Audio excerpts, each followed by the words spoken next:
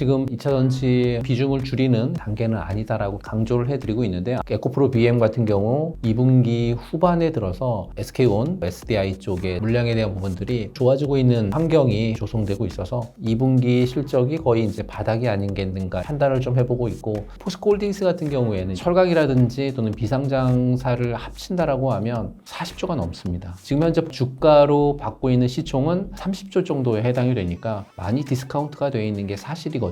지금 상반기에 좀 어려운 구간을 여러분들이 지나고 계신 거는 맞지만 전반기보다는 하반기가 좀 기대가 된다. 주가는 다시 올라갈 수 있을 가능성이 좀 높다. 이렇게 저는 말씀드리고 싶고, 2차전지 종목들을 포기해야 되나 이렇게 생각하시는 분들에게 한 가지 더 말씀을 드린다라고 하면, 저는 부자들의 공부방에서 진행을 하고 있는 조진표 대표라고 하고요.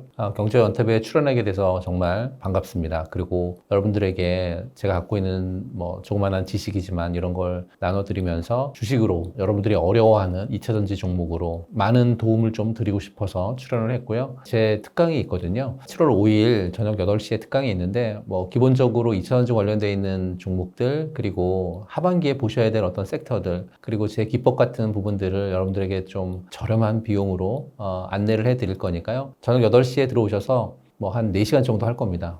아마 아깝지 않을 정도로 10배 이상 뽑아가실 수 있으니까 함께 하셔서 특강 들어주셨으면 좋겠습니다. 포스코홀딩스와 에코프로의 주가가 연간 최저점에 가까운 수준에 도달했습니다. 어떻게 이렇게 주가가 힘없이 쭉 빠지는지 너무 궁금한 분들이 많으신데 이유가 뭐라고 생각하시나요? 네, 이제 포스코 홀딩스라든지 또는 에코프로 그룹주와 관련되어 있는 얘기를 한다라고 하면 전체적으로 다 말씀드리긴 좀 어렵더라도, 에코프로 같은 경우 이제 에코프로 BM을 먼저 비중이 크니까 에코프로 BM으로 설명을 좀 드려보면, 올해 1분기 실적이 굉장히 안 좋았습니다. 그로 인해서 증권사의 리포터가 안 좋게 나왔죠. 그러면서 이제 주가도 턴다운 시키는 그런 일이 벌어졌고, 또 2분기에도 역시나 실적이 그렇게 좋지 못할 것 같습니다. 물론 이제 에코프로 BM이 현재 처한 상황 중에서 가장 빨리 개선을 해야 될 부분들은 삼성 SDI하고의 5년 동안에 44조 원에 해당하는 그런 부분들의 실적에 대한 거 빨리 진행이 돼야 되는 게 가장 좀 큰 키포인트인 것 같고요. 아무래도 SK온 쪽의 수급에 관련되어 있는 거, 그리고 유럽 쪽에서의 그 수급도 많이 줄어들었거든요. 그로 인해 가지고 올해 1분기 그리고 2분기 역시나 실적이 많이 안 좋아지고 있는 그러한 상황인데, 그나마 2분기 후반에 들어서 실적에 대한 부분들이라든지 SK온 그리고 SDI 쪽에서의 물량에 대한 부분들이 조금 좋아지고 있는 그런 환경이 현재는 조성되고 있어서, 아무래도 이제 에코프로 BM 같은 경우 2분기 실적이 거의 이제 바닥이 아닌겠는가 이렇게 판단을 좀 해보고 있고, 실적 같은 경우 좋아지려면 아무래도 이제 출하량, 물량이 많이 출하가 돼야 되는데 출하량이 2분기 말서부터는 조금씩 좋아지고 있다는 걸 여러분들에게 말씀드리면서, 주가들이 바닥에서 탈출을 못하고 있는데 물량이 출회되고 있는 부분들이 적용이 된다라고 하면 그게 탈출을 하는 어떤 트리거가 되지 않을까 이렇게 판단을 해보고 있고요. 포스코 쪽 같은 경우에는 포스코홀딩스가 사실은 2차전지만 진행이 되는 게 아니라 이제 철강 쪽도 좀 진행이 되고 있죠. 그렇다 보니까 이제 철강 쪽에서의 전체적인 업황도 살아나지 않고 있고, 그리고 2차전지의 또 업황도 살아나고 있지 않다 보니까 굉장히 어려움을 겪고 있습니다. 근데 중국을 좀 보게 되면 중국의 철강 업황이 2분기 말서부터 조금씩 좋아지고 있는 그런 모습이 포착이 되고 있고, 하반기로 가면 본격적으로 철강도 좋아질 수 있을 것 같고, 2차전지 관련되어 있는 쪽도 올해 상반기가 업황이 안 좋았다라고 하는 건 여러분들이 잘 알고 있고, 또 하반기로 갈수록 업황이 좋아질 수 있을 거다라고 하는 기대감이 있기 때문에 포스코홀딩스도 역시나 철강 사업 부분과 2차전지가 하반기에 상반기보다 많이 개선될 수 있을 가능성이 있기 때문에 지금은 좀 어려운 구간에 있는 거는 맞습니다. 에코프로 그룹이라든지 또 포스코홀딩스의 차트도 역시나 어려움에 처해 있는 부분들은 굉장히 맞지만, 상반기보다 하반기가 조금 더 실적에 대한 기대치, 그리고 업황에 대한 개선에 대한 기대치가 있다, 이렇게 설명드릴 수 있고요. 그런 걸 토대로 해서 여러분들이 지금은 종목을 갖고 계시되 비중을 축소하는 시간보다는 비중을 좀 늘릴 수 있는 그런 시간이 지금의 시간이 아닌가 이렇게 말씀을 드립니다. 이제 2차전지 대장주라고 불리우던 두 그룹주가 2차전지 붐이 일어나기 전 수준의 주가까지 떨어졌는데 그렇다면 지금이 진짜 바닥이라고 볼 수도 있지 않을까요?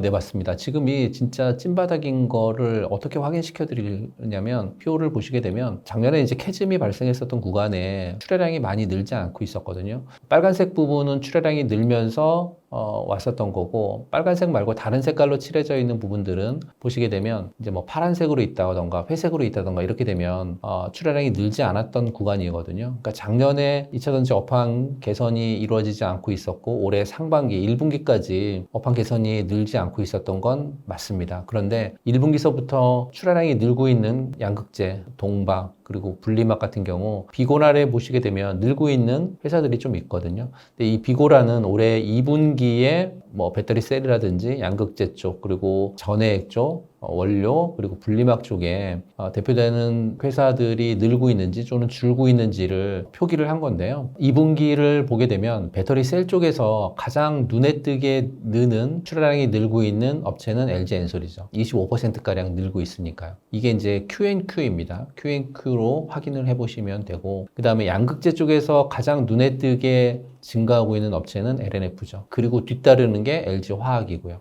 포스코 퓨처엠이라든지 에코프로 비엠 같은 경우에는 플랫과 마이너스 12%죠. 그리고 동박 쪽에서 의미 있게 늘고 있는 건 SK 넥실리스고, 그 다음이 롯데 에너지 머티리얼즈입니다. 그리고 분리막 쪽에서 가장 많이 늘고 있는 건 SKIT죠. 이처럼 2분기에 출하량이 눈에 띄게 늘고 있는 걸 보실 수 있고, 비고란에서 말씀드렸던 이런 업체들이 많이 늘고 있는 업체들 중심으로 여러분들이 투자를 본격적으로 진행을 하거나 또는 비중을 늘린다라고 하면 어렵지 않게 2분기, 3분기, 4분기를 통해서 빨간색이 가장 많이 늘어나고 있는 구간을 여러분들이 보실 수 있는 거죠. 그렇다는 얘기는 이제 2분기를 기점으로 해서 출하량이 많이 늘고 있는 업체들을 선발대로 해서 3분기, 4분기 계속해서 출하량이 늘고 또한 가격이 좋아질 수 있다. 그러면서 수익성도 계속해서 증가할 수 있다는 걸 여러분들이 이 표 하나만으로 충분히 해석이 가능하기 때문에요. 정말 성공적인 그런 투자를 하셨으면 좋겠다. 지금 2차전지 어려운 구간에 있지만 분명 3분기, 4분기서부터는 빨간색이 굉장히 많기 때문에 캐즘 구간을 돌파하는 시점이 이제는 머지않았다. 이렇게 여러분들에게 말씀드릴 수 있을 것 같습니다. 최근 글로벌 신용평가기관인 S&P와 무디스에서 업황이 악화되었음에도 불구하고 포스코홀딩스의 신용등급을 오히려 유지했다고 합니다. 이런 부분을 포스코홀딩스의 하반기 반등에 대한 시그널로 보아도 좋을까요? 네, 이제 우선 그 철강 산업의 가격대에 대한 부분들을 먼저 말씀드리면, 이 철강 산업이 최근 원재료 가격이 하향 안정화되면서 최근에 이제 포스코 쪽에서 이 제품 가격을 올리기 시작을 했습니다. 이 제품 가격을 좀 올렸는데 이게 반영되는 게 올해 2분기서부터 반영이 될 거거든요. 2분기서부터 반영이 되면 제품 가격에 대한 부분들이 좋은 실적으로 남을 수 있기 때문에 반영된 걸 통해서 조금 살아날 수 있는 그런 가능성이 좀 있고, 또 이제 포스코 홀딩스 같은 경우에는 이제 지주사다 보니까 자회사에 대한 지분 가치를 좀 계산을 할 필요는 분명히 있어 보입니다. 예전에 영상에서도 자세하게 좀 설명드렸었던 적이 있는데, 포스코홀딩스의 자회사를 지분 가치로 평가를 해보게 되면 한 12조 원 정도 계산이 되고요. 이건 이제 철강이라든지 좀 비상장을 빼고 12조 원 정도의 자산 가치가 있지 않을까 이렇게 판단을 해서 계산을 했고, 만약에 이제 철강이라든지 또는 비상장사를 합친다라고 하면 40조가 넘습니다. 네, 포스코홀딩스의 지분 가치를 통해서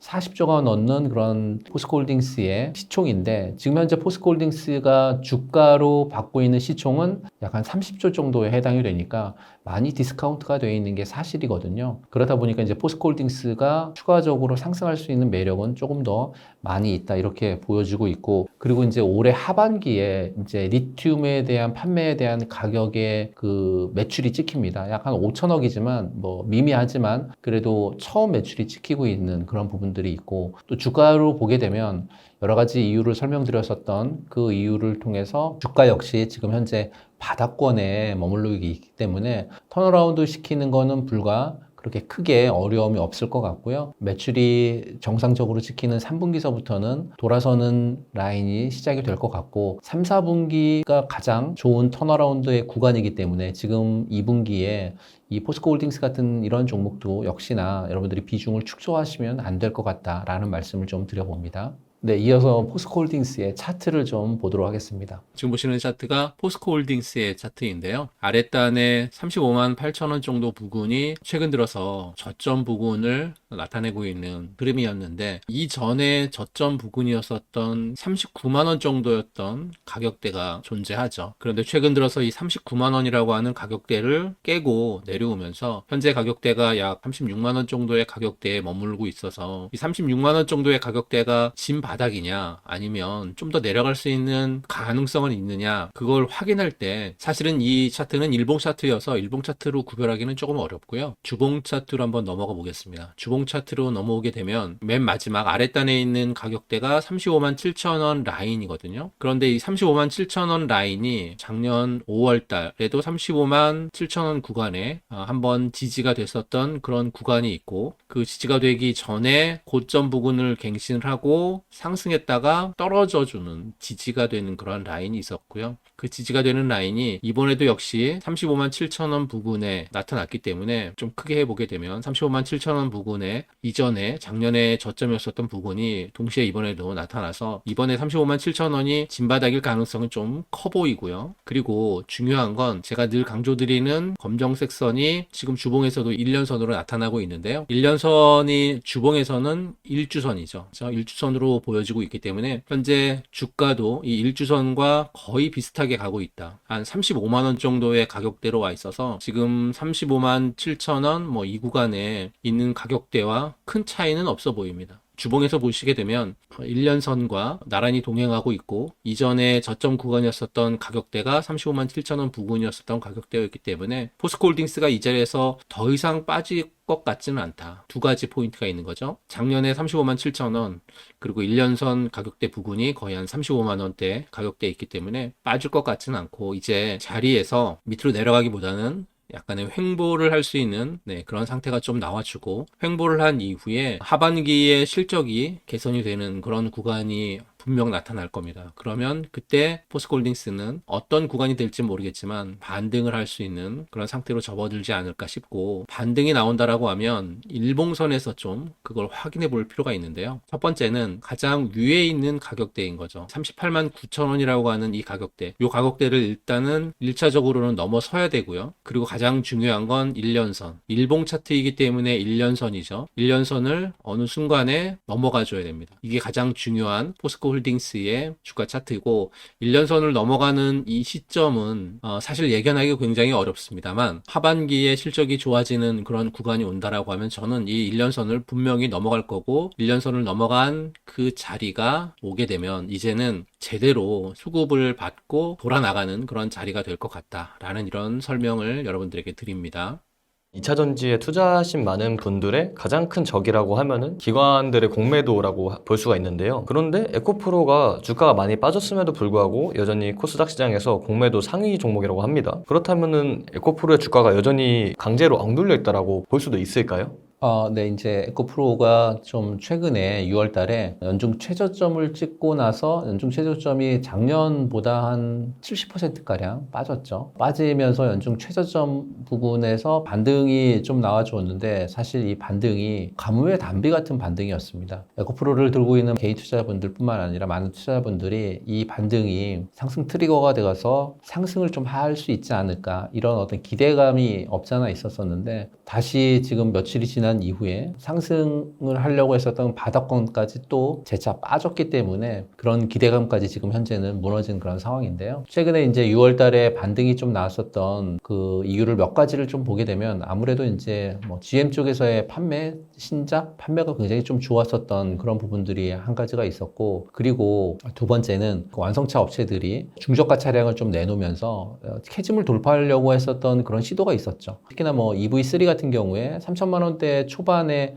살 수 있는 그러한 차를 계속해서 캐즘을 돌파하기 위해서 중저가 차량을 내고 있었으니까요. 그런 어떤 이유를 통해서 에코프로가 6월 초에 좀 상승 흐름이 좀 나와주었는데요. 아무래도 GM이라든지 또는 중저가 차량의 공격적인 이 프로그램을 통해서 캐즘을 돌파하려고 하는 시도가 계속해서 일어나고 있으니까요. 그런 시도를 통해서 에코프로 같은 이런 종목들도 역시나 2분기 실적을 바닥을 찍고 상승 턴어라운드 할 수 있는 그런 어떤 트리거가 되지 않을까 이렇게 좀 생각을 하고 있고요. 지금 보시는 차트는 에코프로의 차트인데요. 10만 원이라고 하는 라운드 피격대의 가격을 이탈하면서 밑으로 밀렸고 현재는 9만 원 선에 에코프로가 머무르고 있는데요. 이 앞단에 보시게 되면 한번 9만 원을 깨고 내려왔었던 부분이 있었고 이번에도 역시나 9만 원을 한번 밀리고 올라가는 바닥이 두 개 있는 우리 흔히 말하는 쌍바닥이라고 하는 다중바닥을 현재는 만들어 놓은 그런 상황이고요. 이제는 하반기로 접어드는 이 구간에서 에코프로가 하반기에 이 바닥을 지나서 상승 흐름이 충분히 나올 수 있을 가능성이 좀 있는데 에코프로 역시 주봉으로 한번 체크해 보도록 하겠습니다. 앞단에서 지지를 해줬었던 가격대가 10만 원이죠. 그러니까 작년에 10만 원이라고 하는 정말로 저항대를 뚫고 올라간 이후에 그 저항대가 이제는 지지라인으로 벽했던 가격이 10만 원이었고 이번에도 역시나 10만 원 부근을 에코프로가 지켜줘야 됐는데 지켜주지 못하고 지금 아래까지 떨어지면서 9만 원대까지 내려와 있는 그런 상황인 거거든요. 그런데 이 에코프로 같은 경우에 주봉으로 봤을 때 지금 현재 검정색 선 위에 덮이는 이 빨간색 요게 1년선인데요. 그 1년선은 굉장히 멀리 있죠. 1년선의 가격이 얼마냐면 대략 한 6만 8천 원 구간 정도 되거든요. 근데 에코프로가 6만 8천 원까지는 떨어져 줄 것 같지는 않습니다. 떨어져 줄 것 같지는 않고 일봉에서 보셨던 것처럼 9만 원의 앞단에서 한번 저항과 지지가 됐었던 그런 다중바닥에 대한 모양이 잡혔기 때문에 그 가격대가 여기가 88,400원까지 내려왔고 여기도 9만 원을 좀 깨는 그런 자리였기 때문에 다중바닥을 좀 만든 이후에 이제는 에코프로도 올라갈 수 있을 그런 재료만 좀 남겨두었다라고 저는 판단을 하고 일봉 차트에서 보게 되면 만일 에코프로가 정말 안 좋은 그러한 악재가 많은 기업이고 또 실적이 제대로 안 나오는 그런 기업이다라고 하면 주가가 빠질 때 어떻게 빠져야 되냐면 올해 1월달처럼 이렇게 빠져야 됩니다. 주가는 굉장히 음봉이 길게 나오고 하락을 할 때 2%, 5%, 뭐 7%씩 이렇게 빠지면서 거래량이 굉장히 커야 되는 이렇게 빠지는 게 제대로 빠지는 거거든요. 이게 주가의 어떤 펀더멘탈이라든지 에코프로라고 하는 종목을 실망 매물들이 나올 때 이때 에코프로가 1분기에 실적이 굉장히 안 좋을 거다라고 각종 증권사에서 예견을 했었던 그런 증권사의 리포트들이 굉장히 많았었던 그런 시기였거든요. 그러다 보니까 이렇게 많이 밀렸었던 그런 상황인데 올해 1월 달에 밀리는 폭과 또 각도라든지 또 거래량 이라든지 그거에 반해서 지금 4월, 5월, 6월 달에 밀리고 있는 그 폭과 거래량 또는 각도라든지 이런 부분들이 다르죠. 많이 다릅니다. 그러니까 지금은 에코프로라고 하는 종목의 뭐 리포트들도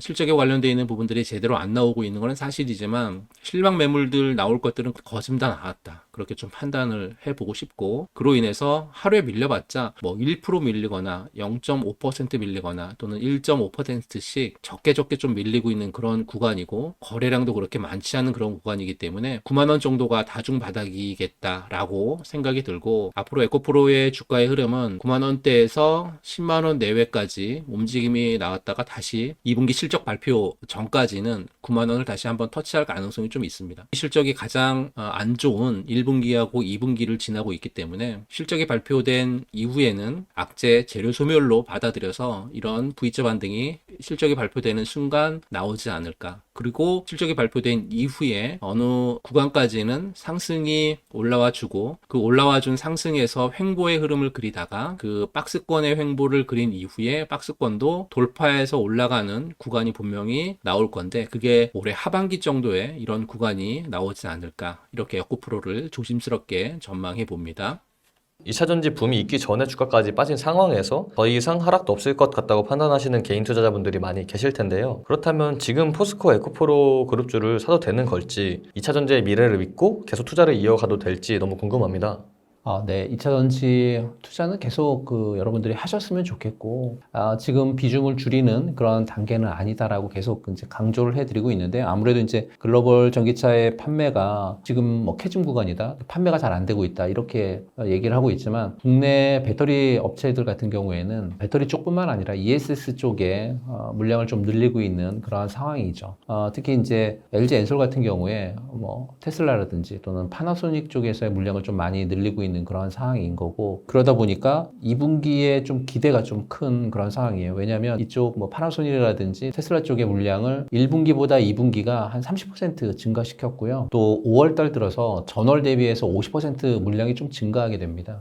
이런 걸 보게 된다라고 하면 LG 에너지 솔루션 같은 경우 전반기보다는 하반기가 좀 기대가 된다, 이렇게 설명을 해드릴 수 있을 것 같고, 삼성 SDI도 마찬가지인 것 같아요. 삼성 SDI도 지금 하이브리드 쪽에 중점적으로 물량이 늘어나고 있고, 또 ESS 쪽에서도 물량이 굉장히 많이 늘어나고 있는 그런 상황이고요. 또 SK온도 역시나 물량이 많이 늘어나고 있는데, 뭐 EV6라든지 EV9 쪽의 물량이 역시나 수주를 잘 받고 있다 보니까, 이러한 물량이 늘어난다라고 하면 아무래도 물량이 늘어남을 통해서 실적이 찍힐 수 있기 때문에, 실적이 찍히게 된다라고 하는 걸 본다라고 하면 아무래도 상반기보다는 하반기의 실적이 조금 더 많이 개선될 가능성이 높거든요. 그러면 지금 상반기에 좀 어려운 구간을 여러분들이 지나고 계신 거는 맞지만, 하반기에 실적에 대한 기대감이 있다라고 하면 주가도 역시나 실적에 바탕을 둔다라고 하면 주가는 다시 올라갈 수 있을 가능성이 좀 높다, 이렇게 저는 말씀드리고 싶고, 그로 인해서 지금 2차전지 종목들을 손 놓고 있거나 또는 이거 포기해야 되나 이렇게 생각하시는 분들에게 한 가지 더 말씀을 드린다라고 하면, 전기차로 전환되는 건 내연기관차가 전기차로 갈 때 내연기관 안에 그 기계 장치가 이제는 반도체로 바뀐다는 거죠. 반도체를 가장 잘 만드는 나라가 대한민국이거든요. 그러면 배터리를 가장 잘 만드는 나라가 대한민국입니다. 그 중심에 여러분들이 있고, 그 중심에 대한민국의 모든 대기업들이 전력 투구를 하면서 매년 수십 조씩 쏟아붓고 있습니다. 그렇기 때문에 여러분들이 선택한 2차전지는 올바른 선택이었다. 하지만 수요가 약화되고 있거나 또는 캐즘 구간에 있는 이 구간만 돌파해서 나간다라고 하면, 제가 보기에는 불과 수개월 안에 여러분들이 갖고 계신 2차전지에 대한 보상 분명히 받을 수 있을 것 같다, 이렇게 말씀드릴 수 있을 것 같습니다.